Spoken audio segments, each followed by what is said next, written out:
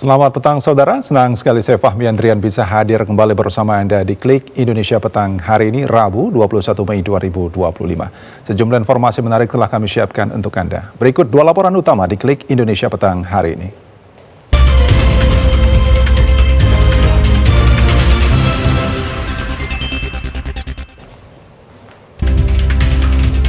Menteri Koperasi Budi Ari menanggapi penyebutan namanya di surat dakwaan kasus judi online.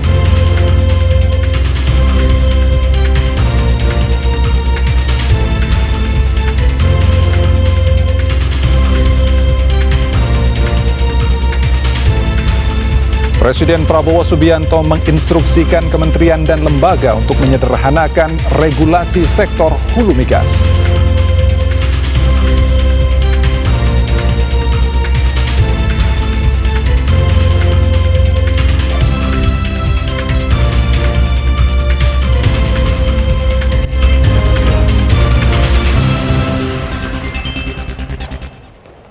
Saudara Menteri Koperasi Budi Ari Setiadi menanggapi namanya yang disebut dalam dakwaan kasus dugaan pengamanan situs judi online yang tengah disidangkan di Pengadilan Negeri Jakarta Selatan. Ia juga tidak banyak memberikan komentar terkait potensi dirinya dipanggil kembali oleh Bareskrim Polri terkait kasus tersebut.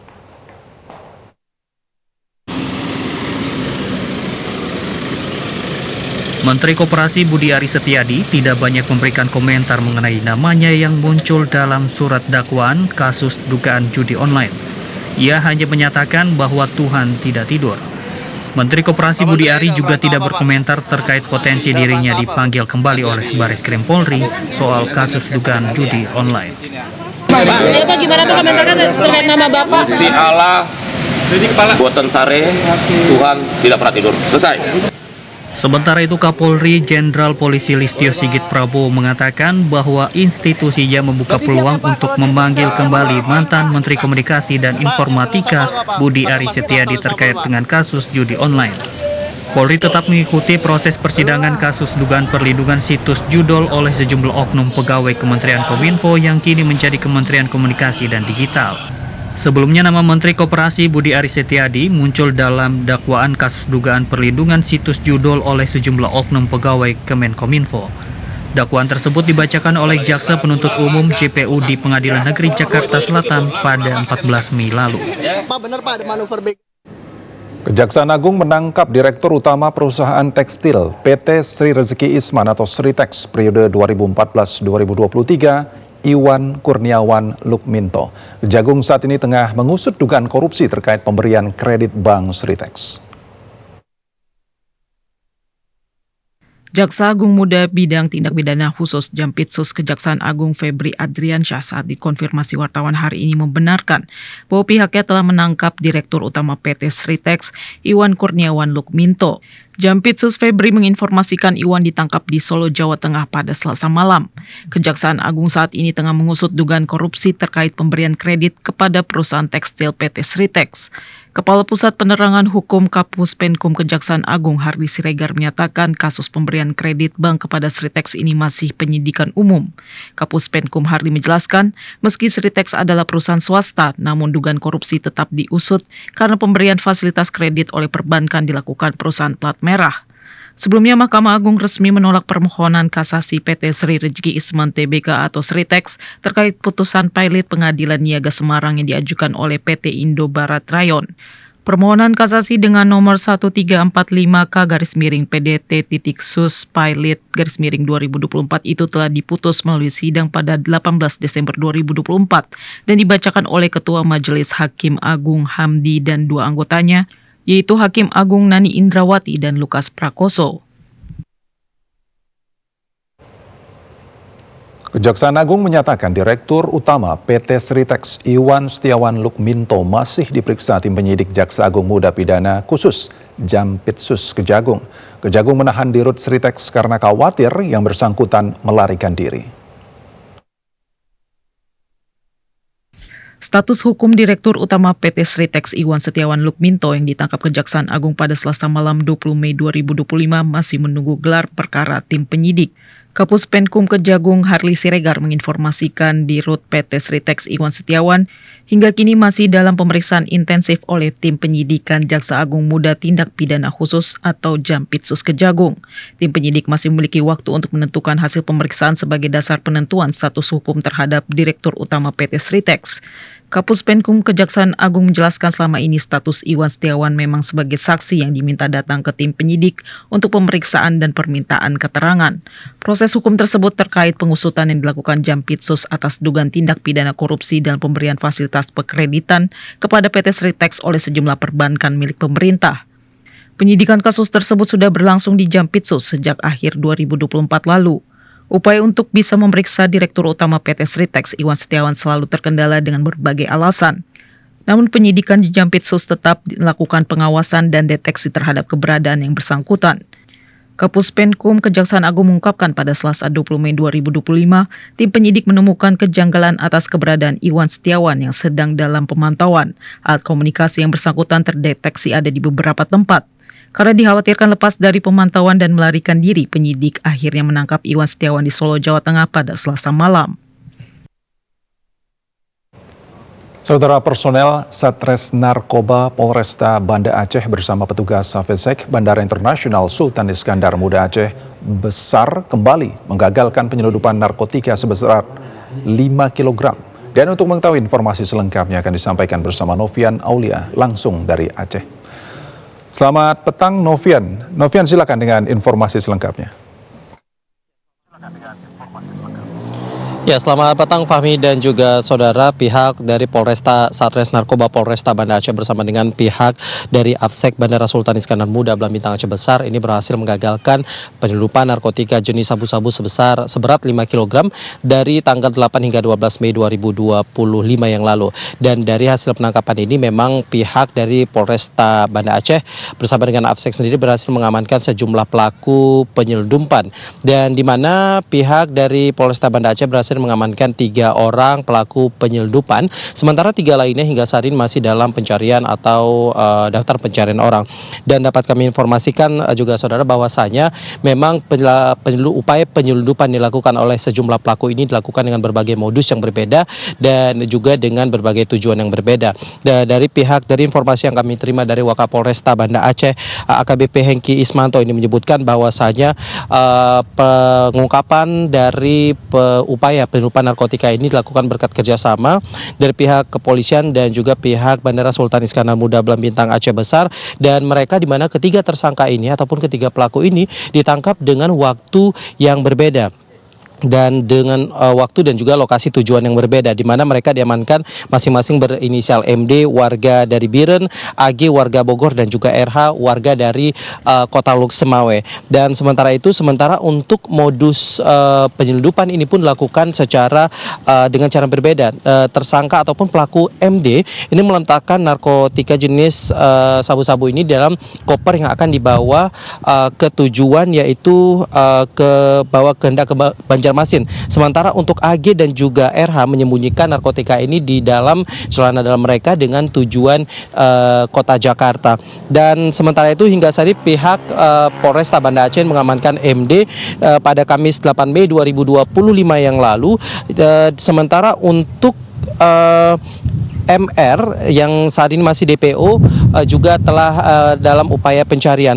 Dan dapat kami informasikan juga saudara bahwa sabu tersebut yang didapatkan dari tersangka MD sendiri berasal dari MR yang saat ini masih dalam daftar pencarian orang dengan upah 120 juta rupiah. Sementara tersangka AG dan juga RH yang tertangkap pada Senin 12 Mei 2025 lalu itu ditangkap di saat hendak ke Jakarta. AG memperoleh sabu dari M yang saat ini masih buron, dan sedangkan RH mendapatkan sabu dari E yang juga saat ini masih buron. Dan pihak dari Polresta Banda Aceh juga masih melakukan upaya pencarian terhadap ketiga tersangka lainnya. Dan hingga saat ini ketiga pelaku masih ditahan di Mapolresta Banda Aceh untuk proses penyelidikan lebih lanjut. Dan mereka pun ketiga pelaku ini terancam dengan hukuman ataupun dijerat dengan pasal 112 ayat 2, subpasal 114 ayat 2 Subpasal 115 dengan ancaman hukuman paling lama 6 tahun penjara dan paling lama 20 tahun penjara serta denda dengan paling sedikit 1 miliar rupiah dan juga denda paling banyak 10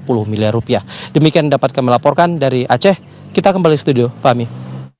Baik, terima kasih Novian. Selamat kembali bertugas.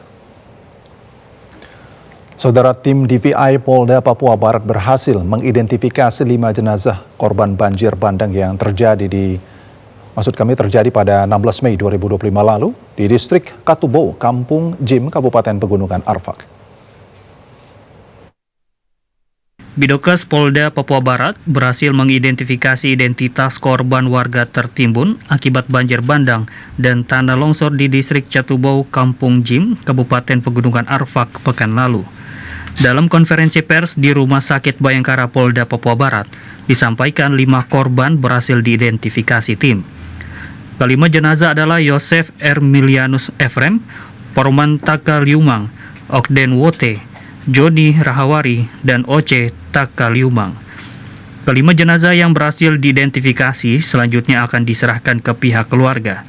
Kabid Dokes Polda Papua Barat, Kombes Pol Dr. Iskandar mengatakan, antemortem harus dilakukan DVI Polda Papua Barat dikarenakan kelima jenazah sudah sulit dikenali akibat sebagian besar tubuh tertutup tanah.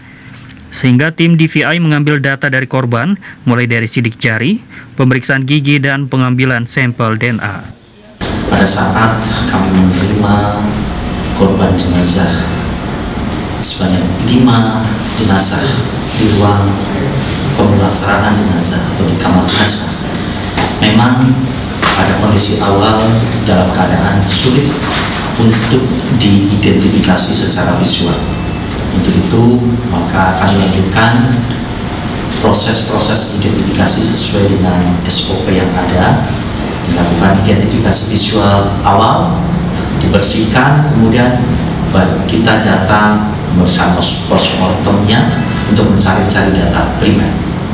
Kesulitan di awal itu akhirnya dapat terjawab setelah kita mendapatkan satu data primer dari rekan-rekan Inavis, mendapatkan sidik jari, kemudian ditambahkan dengan minimal 2 data skenario yang kami dapatkan. Dari 24 orang terdampak kejadian tersebut, sebanyak 13 korban telah ditemukan, terdiri dari 4 orang selamat dan 9 orang meninggal dunia. Dari 9 jenazah tersebut, 1 telah dikembalikan kepada keluarga, 5 berada di Rumah Sakit Bayangkara Polda Papua Barat, dan 3 orang lainnya baru ditemukan dan masih menunggu proses identifikasi. Sementara 11 orang lainnya masih dinyatakan hilang. Natalindo Kerewai, TVRI Papua Barat, melaporkan. Saudara, hingga kini banjir masih merendam permukiman di Kabupaten Demak, Jawa Tengah. Berdasarkan laporan, ada 4 titik tanggul yang jebol di Sungai Tuntang yang mengakibatkan ratusan warga terisolir. Hingga kini kondisi banjir di Desa Karangrejo, Kecamatan Bonang, Kabupaten Demak, Jawa Tengah belum juga surut.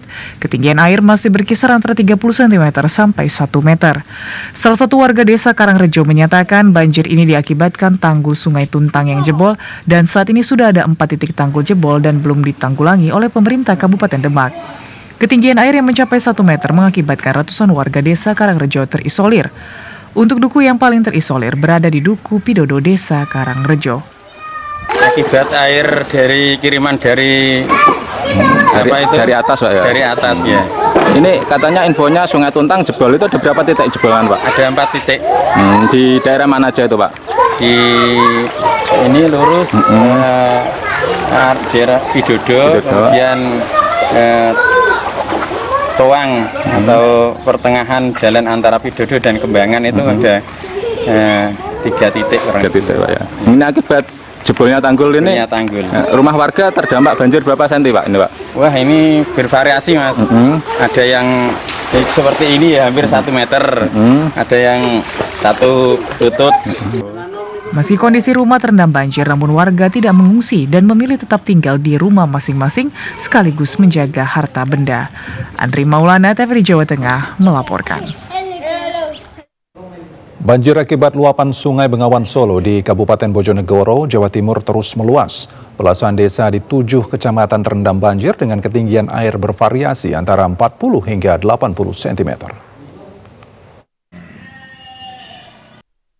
Banjir merendam 19 desa di 7 kecamatan meliputi Desa Sukoharjo, Kecamatan Kalipidu, Desa Seranak Banjarsari, Trucuk, dan Sumbang Timur di Kecamatan Trucuk, Desa Ngulanan Ngablak, Kecamatan Danber, serta Kelurahan Ledok Kulon, Ledok Wetan, Banjarjo, dan Jetak di Kecamatan Bojonegoro, Kabupaten Bojonegoro, Jawa Timur. Selain itu, banjir juga melanda Desa Semanding dan Kalirejo, Kecamatan Kapas, Desa Piak, Kecamatan Kanor, serta Desa Puncak Arum, Kadungrejo, Tanggungan, Kalisari, dan Lebaksari di Kecamatan Borno. Banjir di wilayah ini sudah berlangsung lebih dari 2 hari terakhir dengan ketinggian banjir bervariasi antara 40 hingga 60 cm. Salah satu kondisi terparah berada di Desa Kalisari, Kecamatan Borno. Selain merendam rumah dan jalan utama desa, banjir juga merendam ratusan hektar sawah di wilayah tersebut. Meski belum ada warga yang mengungsi, namun tingginya genangan air menyebabkan aktivitas warga terganggu. Warga kesulitan untuk beraktivitas keluar desa disebabkan akses jalan yang tidak dapat dilintasi kendaraan. Untuk beraktivitas dan bekerja sehari-hari, warga terpaksa naik perahu maupun jalan kaki menerobos banjir hingga jarak kiloan meter. Warga juga menuturkan belum berniat mengungsi disebabkan sudah terbiasa menghadapi banjir tahunan seperti ini. Warga mengaku baru akan mengungsi jika banjir benar-benar besar. Kira-kira ya 3 hari 4 hari yang lalu kemungkinan ada tanggul yang itu jebol. Ya terganggu sekali. Terganggu sekali ya. Berdasarkan update laporan BPBD Bojonegoro, hingga hari ini status Bengawan Solo di wilayah setempat masih di level siaga merah. Tinggi muka air pada papan ukuran masih menunjukkan angka di atas 14,04 meter. Dari Bojonegoro, Sumali melaporkan. Saudara, sejumlah informasi penting lainnya akan kami hadirkan usai jeda berikut ini. Tetaplah bersama kami di Klik Indonesia Petang, kami akan segera kembali.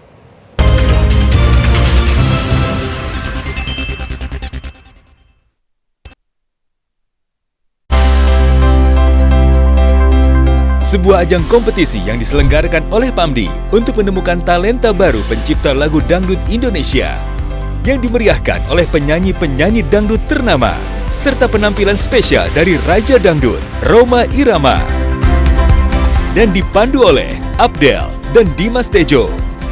Lomba Cipta Lagu Dangdut 6, Dangdut Wave Goes to UNESCO, Jumat 23 Mei 2025, pukul 19.30 waktu Indonesia Barat, live dari TVRI Nasional.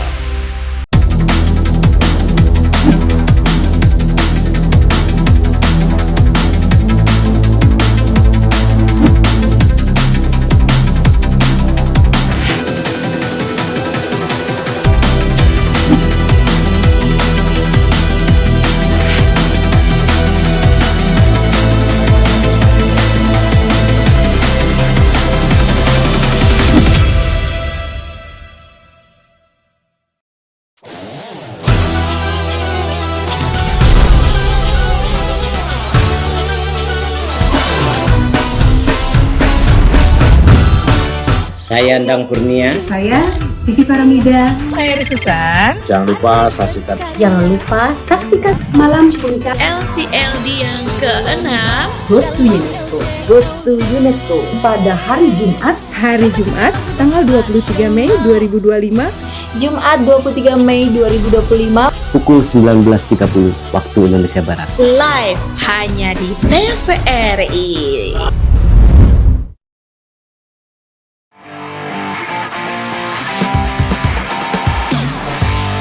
Anda pecinta olahraga? Perbaharui informasi Anda seputar dunia olahraga dengan menyaksikan Monitor Olahraga. Saksikan Monitor Olahraga setiap hari pukul 00 waktu Indonesia Barat di TVRI Nasional dan TVRI Sport.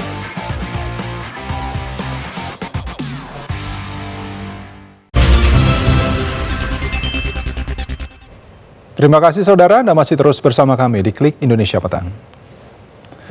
Saudara, Presiden Prabowo Subianto mengungkapkan sektor energi Indonesia dinamis dan menarik di mata dunia. Hal ini diungkap Kepala Negara saat membuka Indonesian Petroleum Association ke-49 di Tangerang, Banten.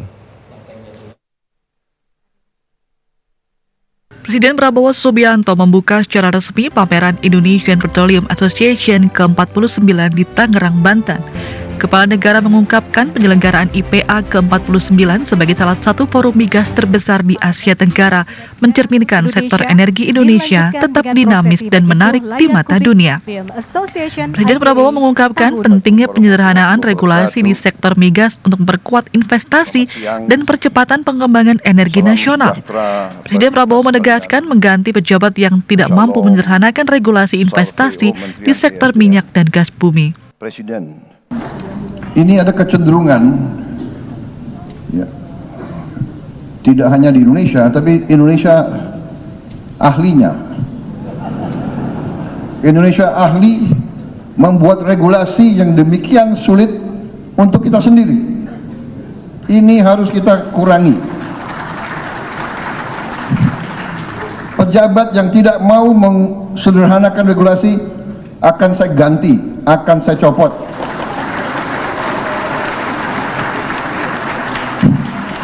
Banyak anak-anak muda yang nunggu diberi kesempatan.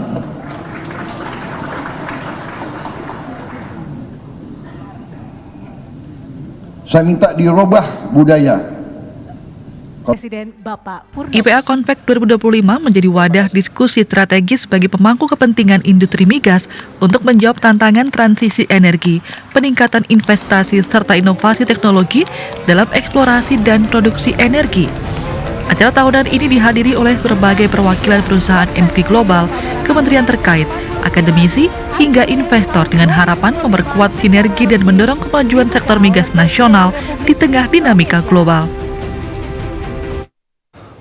Presiden Prabowo Subianto menginstruksikan kementerian atau lembaga untuk menyederhanakan regulasi sektor hulu migas untuk mempercepat upaya pencapaian swasembada energi.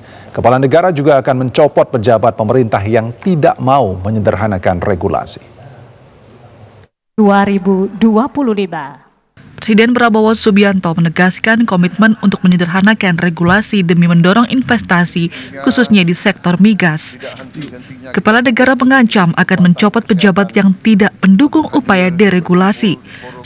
Presiden Prabowo menilai budaya birokrasi mempersulit proses perizinan, bahkan ada kecenderungan sengaja dibikin sulit, oleh karena itu praktik itu harus dikurangi. Demikian juga di bidang energi, garis kita juga sederhana.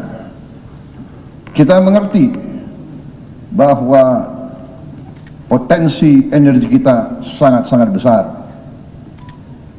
Tadi saya diberi laporan sekian puluh blok migas yang siap kita tawarkan secara besar-besaran. Saya minta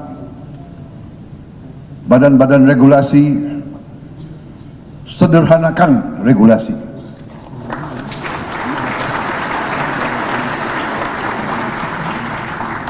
Saya ulangi, sederhanakan regulasi.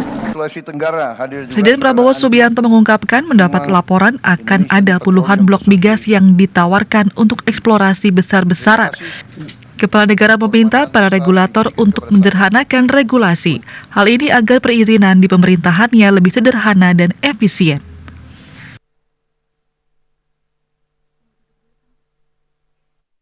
Saudara, Bank Indonesia memutuskan untuk menurunkan suku bunga acuan atau BI rate sebesar 25 basis poin menjadi 5,50% dalam rapat Dewan Gubernur Bank Indonesia 20 hingga 21 Mei 2025. Bukan hanya suku bunga acuan BI rate, suku bunga deposit facility juga diturunkan ke level 4,75% dan suku bunga lending facility dipertahankan di level 6,25%. Ibu Destri Damayanti dan seluruh anggota Dewan Gubernur. Gubernur Bank Indonesia Peri Warjio mengungkapkan keputusan memangkas suku bunga acuan atau BI rate sebesar 25 basis poin menjadi 5,50% sejalan dengan perkiraan inflasi tahun 2025 dan 2026 yang rendah yang terkendali.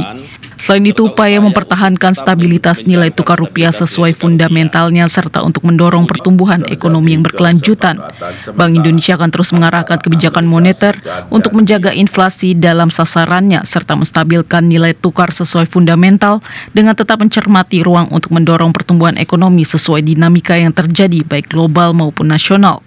Sementara itu, kebijakan makroprudensial dan sistem pembayaran terus diarahkan untuk mendukung pertumbuhan ekonomi yang berkelanjutan.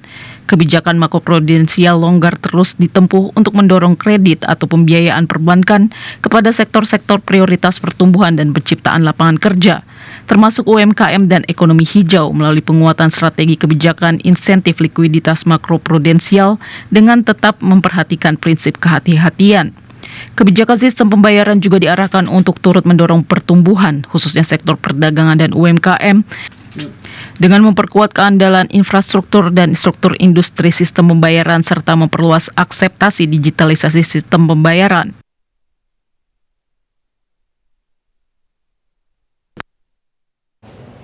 Saudara, kita akan ikuti sejumlah informasi mengenai ibadah haji di Tanah Suci dalam segmen Haji 2025.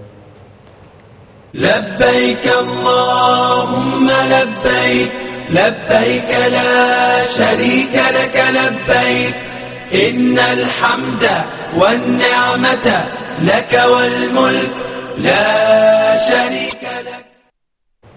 Komisi Nasional Disabilitas memberikan apresiasi kepada panitia penyelenggara ibadah haji PPIH Arab Saudi Daerah Kerja Madinah. PPIH Arab Saudi Daerah Kerja Madinah dinilai telah melakukan langkah nyata untuk melindungi jemaah lansia dan disabilitas dari resiko terpisah dengan pendampingnya saat proses keberangkatan dari Madinah ke Mekah. Sistem pengaturan jemaah yang diatur melalui 8 syarikah berdampak langsung pada jemaah dengan kebutuhan khusus, termasuk penyandang disabilitas, pasien demensia, hingga jemaah lansia dengan kondisi kesehatan kompleks. Di tengah situasi itu, PPIH Madinah melakukan terobosan di luar standar operasional prosedur dengan memisahkan jemaah dari manifest. Rombongan tetap dapat berangkat bersama pendampingnya. Langkah ini dipandang sebagai bentuk nyata kepedulian dan empati. Wakil Ketua Komisi Nasional Disabilitas Deka Kurniawan mengungkapkan penghargaan mendalam terhadap langkah tersebut saat melakukan pemantauan langsung kepada jemaah haji di Madinah, Arab Saudi. Deka menegaskan inilah bentuk pelayanan haji yang inklusif dan manusiawi. Petugas di lapangan mengambil keputusan bijaksana demi menjamin jemaah disabilitas tetap bersama pendampingnya. Menyadari risiko psikologis yang dapat dialami jemaah haji jika terpisah dari pendamping, PPIH Madinah bersama Komnas Disabilitas melakukan pemetaan khusus terhadap jemaah berisiko tinggi. Jemaah haji dikumpulkan di hotel transit dan diberangkatkan dalam kelompok kecil yang terkendali bersama keluarga atau pendamping medis. Upaya yang dilakukan oleh pemerintah sudah sangat luar biasa. Di antaranya adalah mereka berkomunikasi dengan pihak syarikat sehingga mengeluarkan kebijakan di mana jamaah-jamaah yang ketika berangkat dari Madinah, yang mereka satu keluarga, satu rombongan, pendamping itu terpisah, bisa disatukan lagi di sana. PPIH juga melakukan pendataan aktif ke kamar-kamar hotel untuk mengidentifikasi jemaah yang memerlukan penanganan khusus. Tindakan ini dipimpin langsung oleh petugas sektor lansia dan disabilitas dengan target penanganan yang tepat, seperti kebutuhan pendamping, data penyandang disabilitas, hingga aksesibilitas hotel dan transportasi. Langkah PPIH menunjukkan bahwa semangat kemanusiaan masih hidup dan bergerak di lapangan dengan kolaborasi yang kuat dan keberanian untuk berinovasi. Haji inklusif bukan lagi sebuah idealisme, melainkan realitas yang sedang dibangun hari demi hari.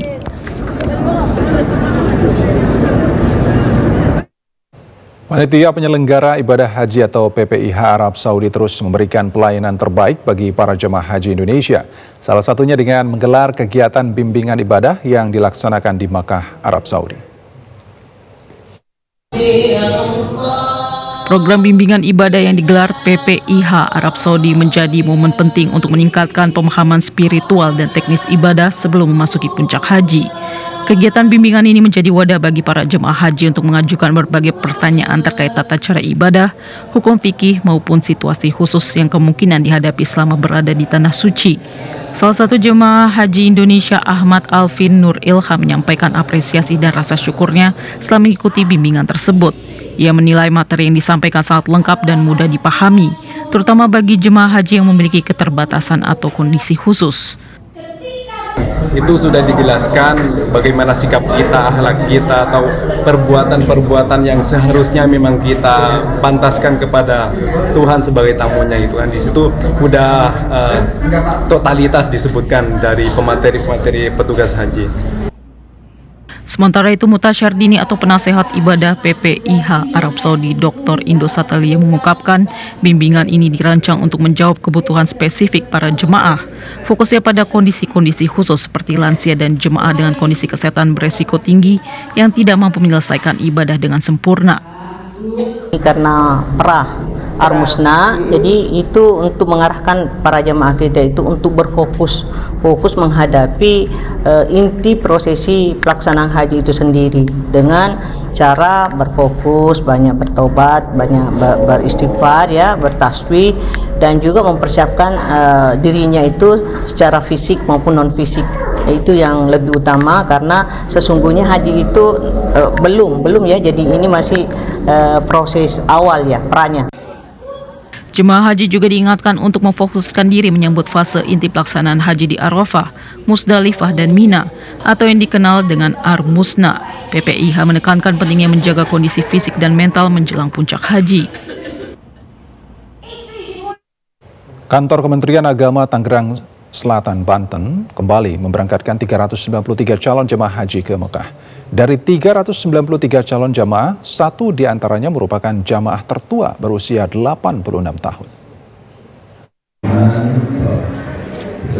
Calon jemaah haji tertua asal kota Tangerang Selatan, Banten bernama Jamal Ulen dinyatakan lulus dalam uji kesehatan untuk menunaikan rukun Islam kelima.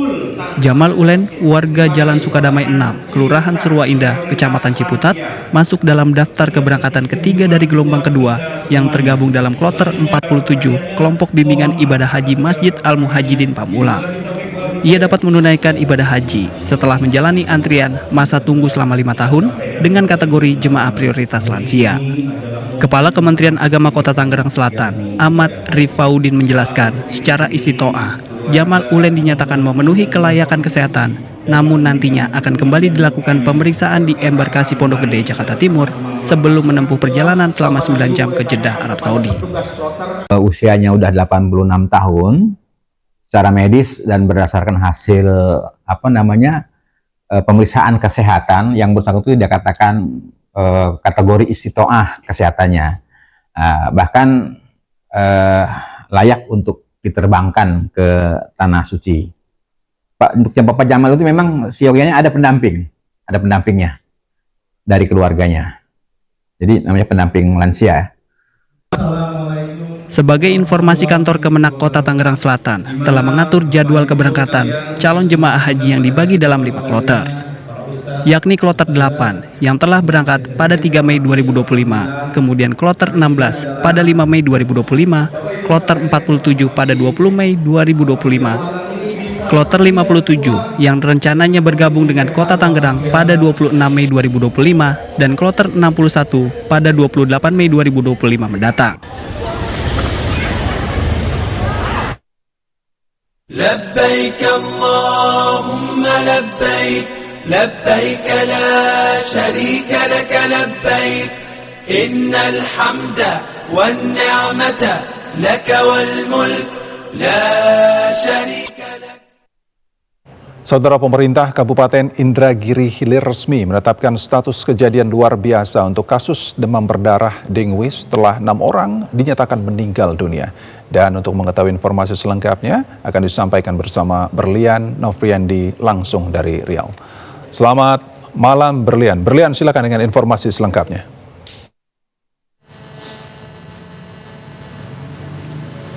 Ya, selamat malam Fahmi dan juga pemirsa, benar sekali dapat kami informasikan update terbaru terkait penyebaran kasus demam berdarah yang terjadi di Kabupaten Indragiri Hilir Provinsi Riau yang saat ini mengalami lonjakan yang sangat signifikan. Dan tercatat per hari ini Rabu 21 Mei 2025 sudah ada 211 kasus atau 211 orang yang terjangkit positif demam berdarah dan 6 orang diantaranya meninggal dunia. Hal ini dikatakan oleh Kepala Dinas Kesehatan Kabupaten Indragiri Hilir Rahmi Indrasuri, mengatakan jumlah kasus DBD sebanyak 211 ini mengalami kenaikan jika dibandingkan dibandingkan pada awal Mei 2025 lalu yang saat itu masih di kisaran angka 197 kasus. Lebih jauh, Kepala Dinas Kesehatan Kabupaten Indragiri Hilir Rahmi Indrasuri menyatakan bahwa lonjakan masyarakat yang positif terjangkit DBD mulai dirasakan sejak awal Februari 2025 hingga Rabu 21 Mei 2025 ini. Sehingga pemerintah Kabupaten Indragiri Hilir melalui hasil rapat koordinasi antar lintas sektoral terhitung Maret 2025 yang lalu sepakat menetapkan status kejadian luar biasa atau KLB penyebaran penyakit demam berdarah. Dan berikut pernyataan dari Kepala Dinas Kesehatan Kabupaten Indragiri Hilir Rahmi Indrasuri untuk Anda. Kasus seluruh Kabupaten Indragiri Hilir ini, dan dari 211 ini 6 orang yang meninggal. Ini sudah bermulai dari awal Februari hingga Mei 21 Mei ini. Dan untuk yang sakit ini sudah kita lakukan pengobatan, perawatan. Ya, Fahmi dan juga pemirsa, dapat kami informasikan juga bahwasannya ada 5 wilayah dengan sebaran kasus DBD tertinggi di Kabupaten Indragiri Hilir, yaitu Sungai Guntung di Kecamatan Kateman, Tebilan Hulu, kemudian Pulau Burung, Kempas Jaya, dan Kota Baru Keritang. Dan mengenai adanya kasus demam berdarah ini, pemerintah Kabupaten Indragiri Hilir mengakui bahwa upaya penanganan kasus DBD terkendala minimnya alat fogging. Namun Dinas Kesehatan Indragiri Hilir tetap mengimbau kepada masyarakat untuk tetap selalu menjaga kesehatan dan menjaga lingkungan yang bersih. Sekian informasi yang dapat kami sampaikan dari Kota Pekanbaru Provinsi Riau. Kembali ke studio di Jakarta, Fahmi. Baik, terima kasih Berlian. Selamat kembali bertugas. Saudara, sejumlah informasi penting lainnya akan kami hadirkan usai jeda berikut ini. Tetaplah bersama kami.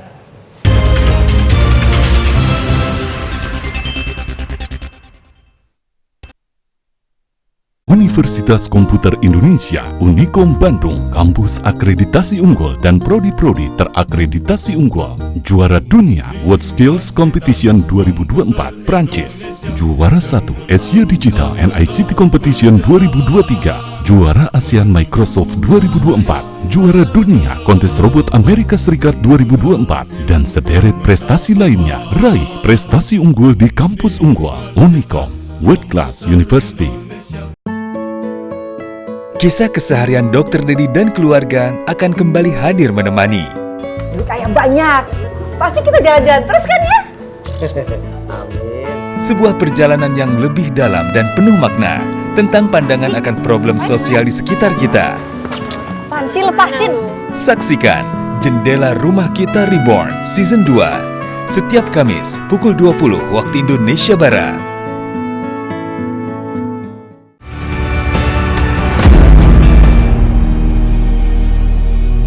Sosok-sosok inspiratif yang memberikan manfaat bagi masyarakat, serta mengangkat realita kehidupan yang terjadi dari berbagai penjuru tanah air.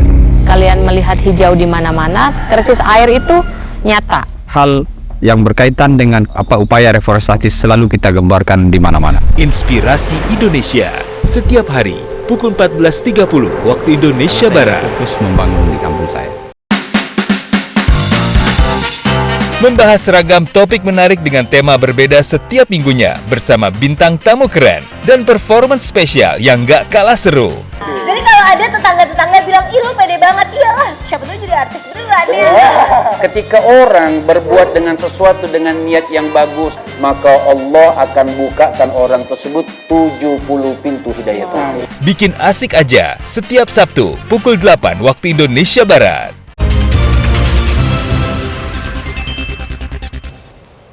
Anda masih menyaksikan Klik Indonesia Petang bersama saya Fahmi Andrian. Saudara Direktur Jenderal Kerjasama ASEAN, Sidarto Suryodipuro menyatakan geoekonomi hingga geopolitik akan menjadi topik pembahasan para pemimpin ASEAN dalam konferensi tingkat tinggi KTT ASEAN 2025 di Malaysia.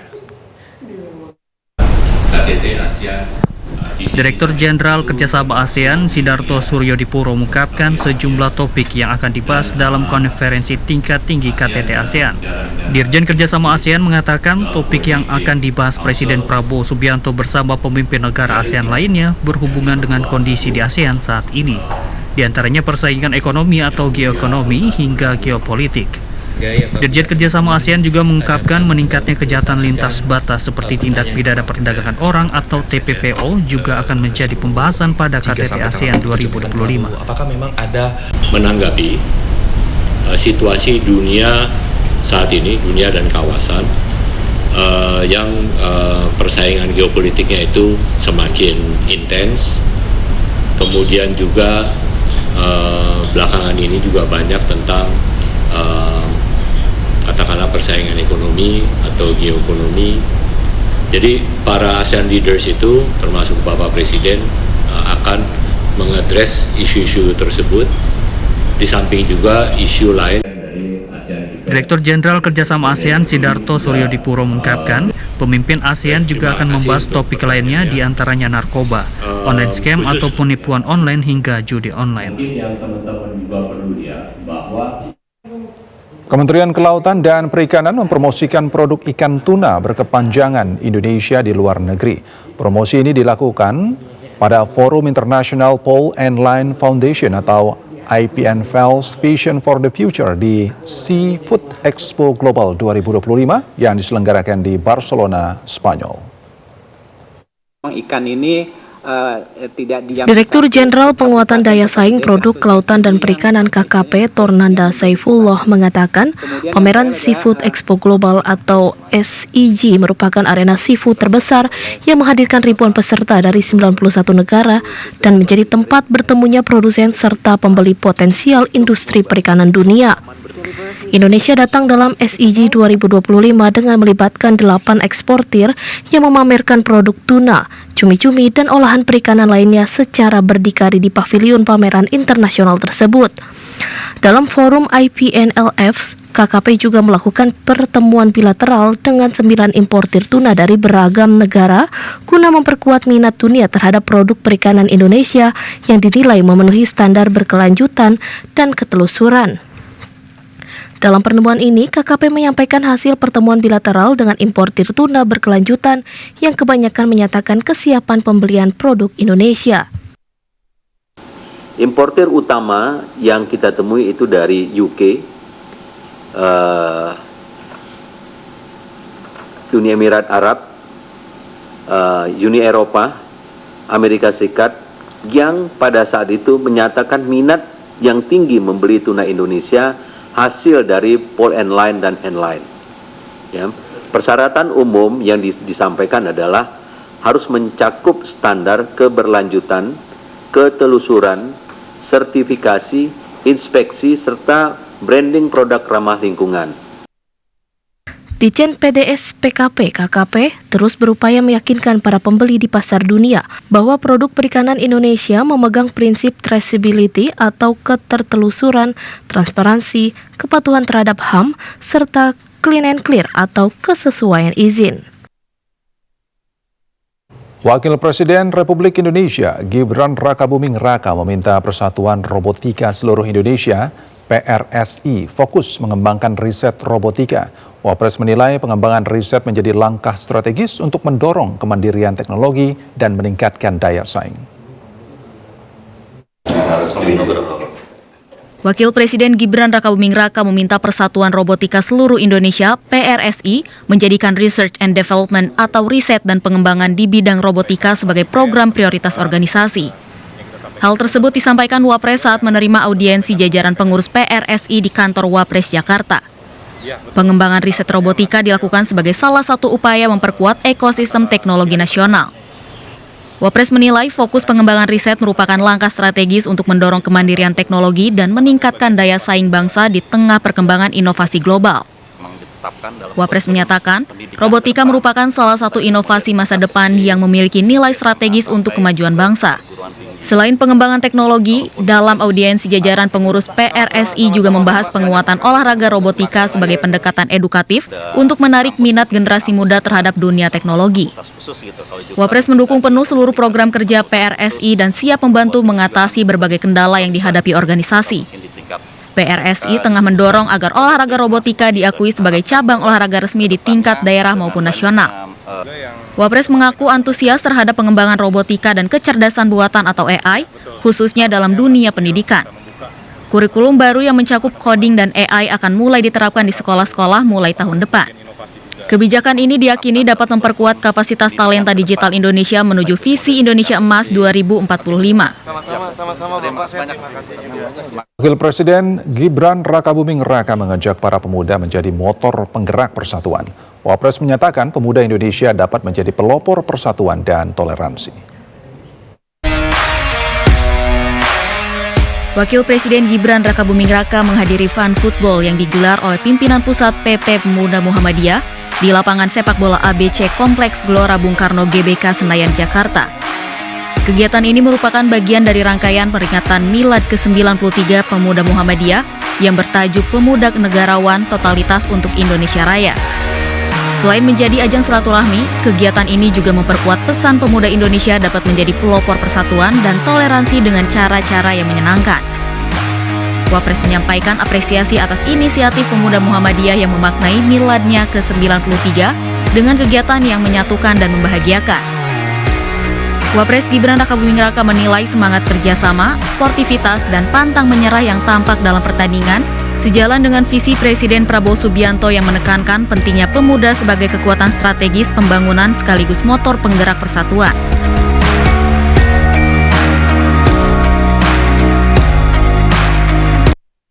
Sejumlah pedagang yang tergabung dalam Aliansi Pedagang Pusat Grosir Cililitan PGC Jakarta Timur melakukan aksi biaya perawatan yang terlalu tinggi.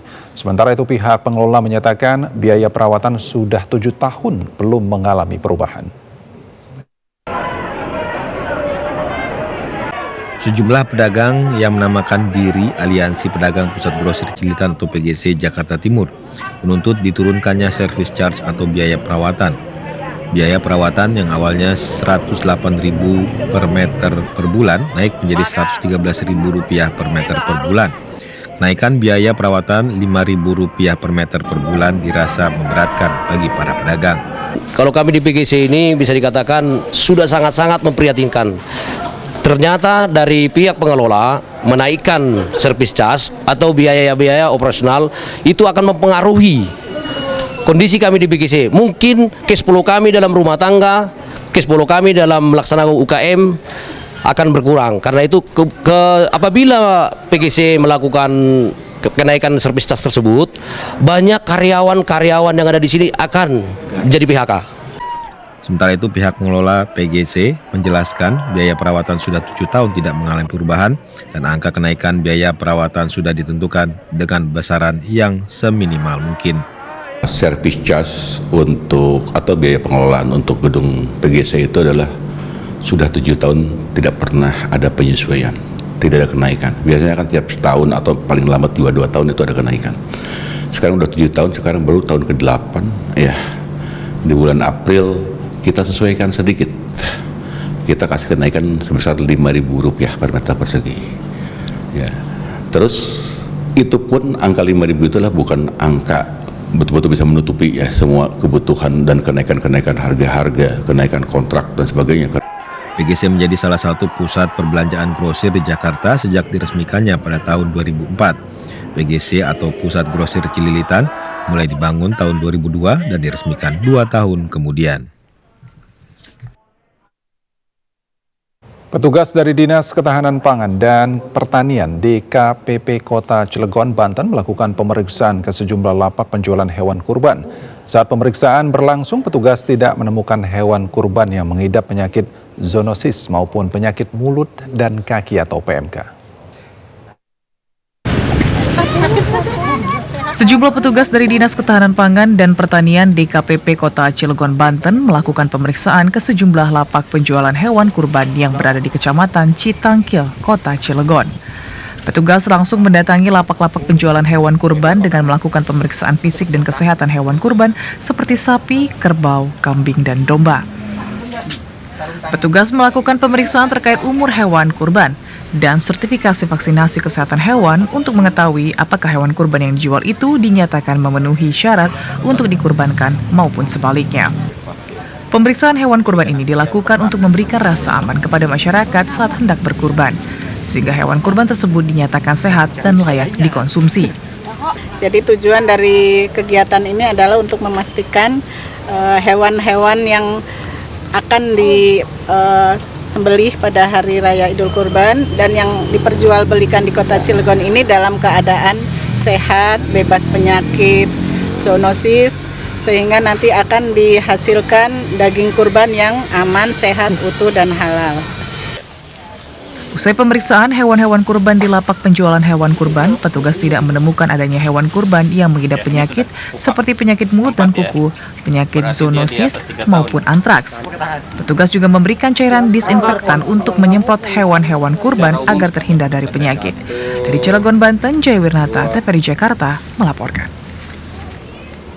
Saudara, jelang Idul Adha, Badan Karantina Indonesia melakukan kampanye vaksinasi penyakit mulut dan kuku secara serentak di 5 provinsi, salah satunya di Lampung.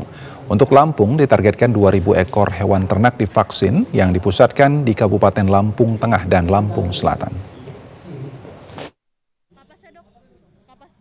Kampanye yang mengusung tema lakukan vaksinasi sebelum melalui lintasan hewan dilakukan untuk menghadang penularan penyakit mulut dan kuku (PMK) yang dapat menular cepat dan merugikan secara ekonomi. Deputi Bidang Karantina Hewan, Suryanto mengatakan, untuk Lampung ditargetkan 2.000 ekor hewan ternak divaksin untuk dipusatkan di Kabupaten Lampung Tengah dan Lampung Selatan. Namun secara nasional, sasarannya mencapai 3.000 ekor di sentra-sentra ternak utama. Sementara penyebaran berdasarkan zona PMK adalah zona merah meliputi Pulau Jawa, Bali, NTB, dan Lampung. Zona kuning ada di Sumatera, Kalimantan, dan Sulawesi. Sementara zona hijau berada di Nusa Tenggara Timur, Maluku, dan Papua. Suryanto juga menyampaikan vaksinasi ini juga dilengkapi penerapan biosecurity ketat sejak dari kandang hingga ke tujuan tempat. Hewan wajib sehat sebelum dilalu lintaskan, terutama untuk keperluan kurban antar daerah dan antar pulau. Dengan vaksinasi diharapkan bukan hanya melindungi ternak, tetapi juga memastikan ibadah kurban berjalan khusyuk, aman, dan sehat. Kegiatan vaksin ini sebagai salah satu upaya kita untuk bisa mengendalikan penyakit PMK. Dengan vaksinasi kita harapkan yang kemarin kita terjadi wabah PMK itu bisa kita kendalikan, dan kita berharap Lampung sebagai salah satu range sentral dari ternak ya, itu bisa kedepannya bisa bebas dari penyakit PMK. Kita berharap ini sebagai trigger untuk mengkampanyekan kepada seluruh stakeholder ya, baik pemerintah ya pusat, kemudian daerah, kemudian mitra kita dan juga para peternak untuk bisa melakukan kegiatan vaksinasi ya. Agus Mukni Hakim, TVRI Lampung melaporkan. Saudara, berikut kami sampaikan perakiraan cuaca dari Badan Meteorologi, Klimatologi, dan Geofisika. Perakiraan cuaca ini berlaku mulai esok hari di sejumlah kota besar yang ada di Indonesia.